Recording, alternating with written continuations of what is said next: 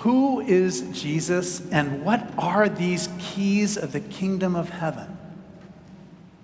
Yesterday on Market Street, there was a man wearing worn clothes and just socks on his feet. And as he walked along, he kept pushing people at random, people who are waiting in the security line outside Ross's clothing company. Another man crouched in the corner of a bus stop, bent over, with his head about the height of his knees, repeatedly just wailing from the very heart, as a police officer stood by only 5 feet away with a dog on a tight leash, a German Shepherd. Another man was lying on the ground at Eddy and Mason, and he was lying there with his hair full of litter. Drugs and mental illness touch nearly every person you encounter just down the hill from here. Most of the stores have left, and the world, it seems like it's ending. This is the kind of feeling that pervades the beginning of J.T. Alexander's book, I Am Sophia. It's a science fiction novel of a not-so-distant future when climate change is beginning to make the planet uninhabitable. The center of gravity for human culture seems to have shifted into outer space as investors in places like Mars support companies here in the Bay Area who are doing genetic engineering and carbon sequestration.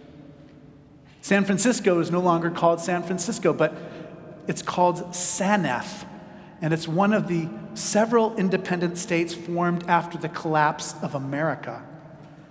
Like narcotics in our time, many people of the future have become addicted to STIMs. The acronym stands for Sensory Targeted Immersive Mind Tech. It's basically virtual reality, which destroys a person's soul and personality. There's horrifying and dehumanizing levels of inequality, and it's all accepted as normal. Poor people are shunned and called low contributors. There are nihilistic terrorists who frequently kill ordinary people with bombs. There's almost no religion of any kind. People call it metaphysics or metaphys, and they respond to it with a mixture of disdain, suspicion, and fear. In this anti-religious world of the future, there is only one remaining Christian church in the universe. It has 10 worshipers and a bishop who's only 29 years old, whose name is Peter Halabi. And the church is in the ruins of Grace Cathedral, right here.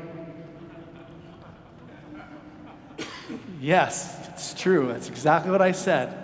In that future time, this building, which I love, has holes in the roof. All the stained glass windows have been boarded up, and no one's going to ever worship where we worship because there's only 11 people coming to church every Sunday. They worship in the Chapel of Nativity. So before you leave today, go and look at the mural on the wall of the Chapel of the Nativity, because that is where Peter is praying at a key moment in the service, in the book.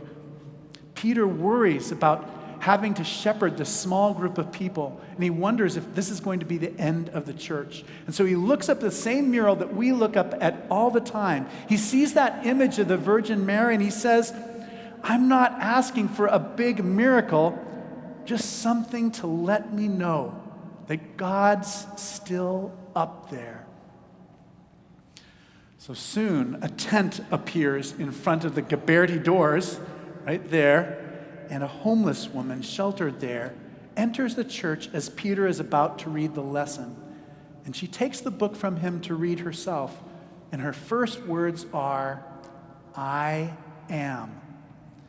Now, this seems to be a reference to God's self-description in the burning bush before Moses. It is also the way that the Gospels often describe Jesus in the Greek language, and it is the letters that they put on the icons. So in the corners of the icons, it describes Jesus as I am.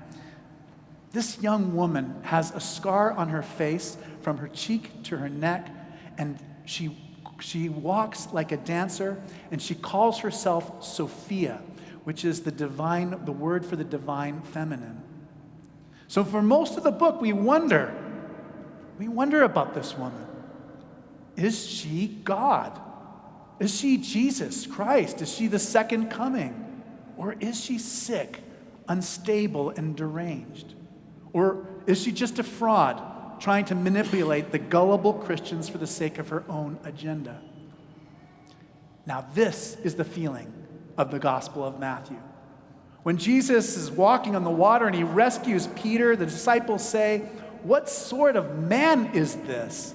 And the crowd seem to be wondering the same thing when Jesus asks his friends, "Who do people say the Son of Man is?" Now, although all of us have to answer this question in our lives, as readers, we stand outside the experience of those depicted in the Gospel of Matthew. We see the things that they do not see. The Gospel, for instance, begins with these words: an account of the genealogy of Jesus, the Messiah. And as we read through the Gospel, we wonder when and which one of them will realize who Jesus is. So this exchange between Jesus and Peter happens in Caesarea Philippi. It's the capital of the Tetrarchy of Philip, son of Herod the Great. And Herod the Great dedicated the most famous architectural aspect of that city, the temple. He dedicated it to Rome and to the Emperor Augustus, whose statue stood there in the sanctuary. He was the first emperor to add to his title Divi Filius, or Son of the Divine. So this is the context. Jesus asks his friend who they say he is, and Peter says, "You are the Son of the living God," as opposed to that dead God, that statue that's in the temple. Now, all of us, we realize that Peter doesn't understand yet what he's saying, right? He doesn't understand yet what all this means. And all of us have trouble with this. We think of Jesus as simply a more powerful example of Emperor Augustus, when Jesus is really overthrowing the whole way of being that Augustus stands for. Jesus shows us that the way of domination and self-aggrandizement, although it seems stable and powerful on the surface, it is really like sand that just sifts through your fingers. And in contrast, the way of Peter with his imperfections, his courage and fear, his insight and foolishness, but above all his faith, this is the improbable foundation that is the rock upon which we can establish our lives. And this is the faith which is a kind of pursuit rather than an accomplishment. So Jesus goes on, he says, "I will give you the keys of the kingdom of heaven, and whatever you bind on earth will be bound in heaven." And through history, these are some of the most misused words in the entire Bible. They've used to justify the church in those moments when we've been most like Emperor Augustus and least like Jesus. It's as if some institutional authority in Rome or Canterbury could have any power over whether a person is saved or not. And this could not be further from the truth. The biblical scholar Herman Waitchen, who I love, he points out several ancient examples that clarify what Matthew really means. The power of the keys, according to Herman, has more to do with setting policies and procedures than with determining which individuals will be saved. For instance, the historian Josephus writes about Queen Alexandra. She was the one who ruled the Hasmonean kingdom from 78 to 69 BC. And she deputized Pharisees who were administrators of the state and gave them the power to, quote, loose and to bind, just in the same language that we hear in Matthew. So for Herman, this power is about determining what practices are permitted and what practices are forbidden. And we all of us here have a role in this. We all in our way preach the gospel through what we say and how we live. We contribute to the picture of what is acceptable.